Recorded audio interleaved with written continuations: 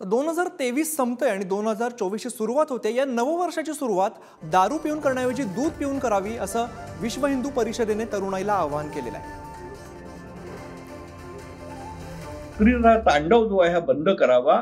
आपल्याकडे आपण जशी कोजागिरी साजरी करतो त्याप्रमाणे आपण इथे त्या 31 तारखेला रात्री आणि दुधाचा कार्यक्रम, आपल्या भजनाचा कार्यक्रम, गीतांचा कार्यक्रम असे आपण करावे आणि त्या दृष्टीने अंग्रेजी वर्षाचा स्वागत आपण आपल्या पद्धतीने करावा। दारू पिऊन तर शरीरच खराब होणार आहे ना, पण दूध जर पिलं तर त्याचा आमच्या स्वास्थ्यावरती, आमच्या शरीरावरती एक सकारात्मक परिणाम होणार आहे।